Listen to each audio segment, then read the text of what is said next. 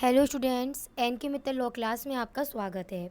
जैसा कि आप जानते हैं, इससे पहले का जो हमारा प्रीवियस टॉपिक कंप्लीट हो चुका है, वहाँ पर हमने ऑफ़र को और उसके रिगार्डिंग जो भी उसके एसेंशियल पाए जाते हैं, हमने उन टॉपिक्स को वहाँ पर कवर कर लिया है। आज के इस टॉपिक में हम जिसे कवर करेंगे, आज हम यहाँ पर बात करेंगे ऑफ़र के टाइप्स के बारे में। आज हम यहाँ पर बात करेंगे काइंड्स ऑफ ऑफ़र के बारे में। तो सबसे पहले यह पता होना बेहद ज़रूरी है कि ऑफ़र कितने प्रकार के होते हैं। General offer, specific offer, cross offer, counter offer, standing offer.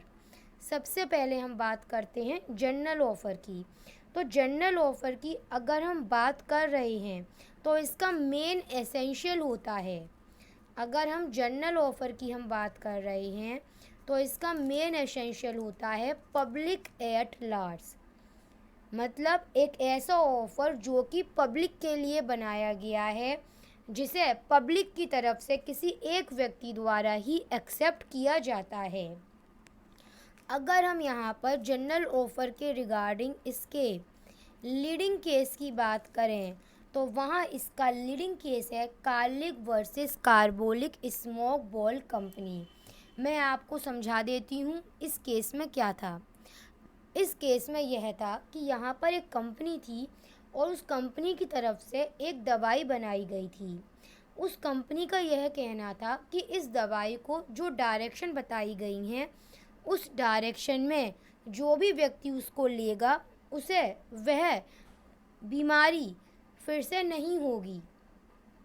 और इन्होंने इसके साथ में यह भी कहा था कि इन्होंने यहाँ पर यह भी कह दिया था कि अगर किसी व्यक्ति को वह बीमारी हो गई तो यहाँ पर वह उस व्यक्ति को बतौर हर्जाना भी देने को तैयार हैं, और इसके लिए इन्होंने अपने बैंक खाते में भी उतना पैसा जमा करवा दिया है। इन्होंने ऐसा स्टेटमेंट बनाया।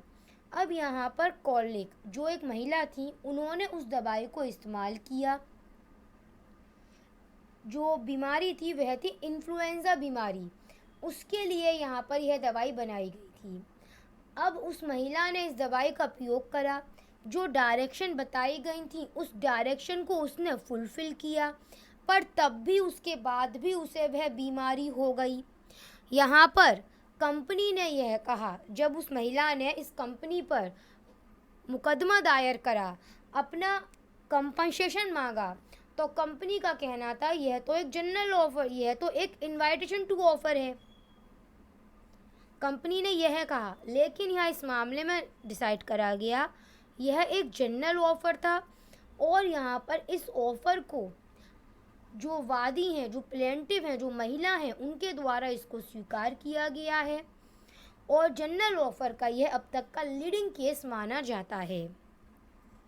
स्पेसिफिक ऑफ़र तो बहुत सिंपल है। यहाँ पर अगर ए है, उसके पास एक कार है, वह अपनी कार 2 लाख रुपए में बेचना चाहता है, और इसके लिए वह बी के पास जाकर ऑफ़र बनाता है।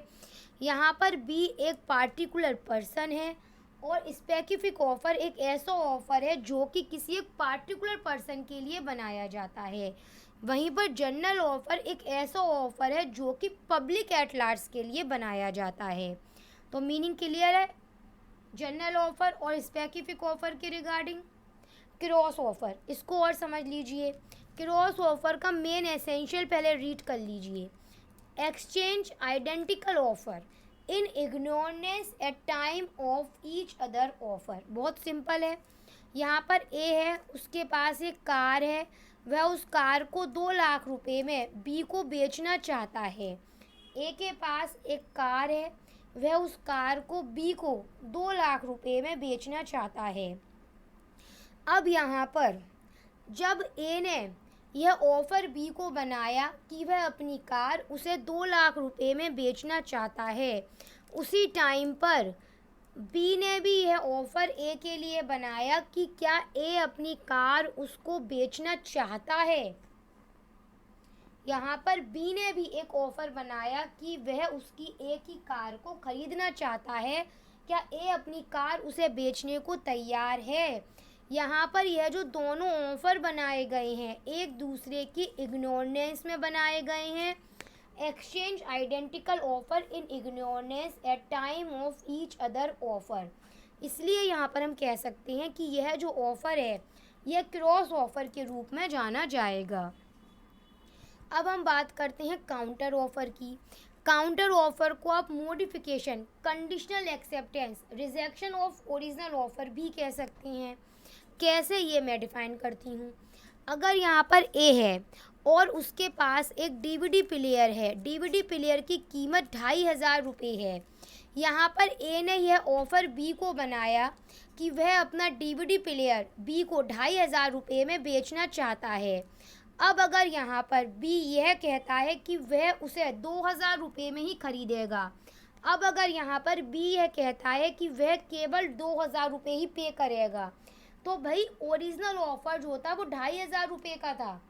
यहाँ पर बी ने एक्चुअली में तो ऑफ़र को मॉडिफाइड कर दिया, यहाँ पर बी ने उसमें रिजेक्शन कर दिया।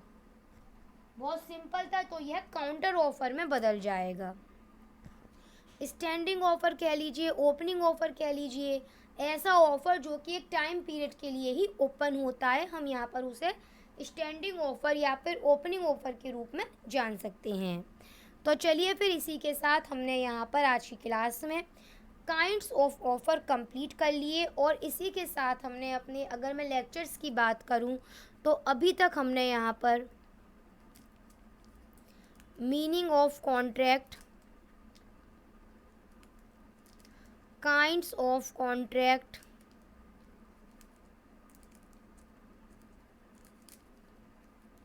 Essentials of valid contract, offer और उसके एसेंशियल्स और काइंड्स ऑफ ऑफ़र कंप्लीट कर लिए हैं। ठीक है, फिर अब अगली क्लास में हम अगले टॉपिक को कंप्लीट करेंगे।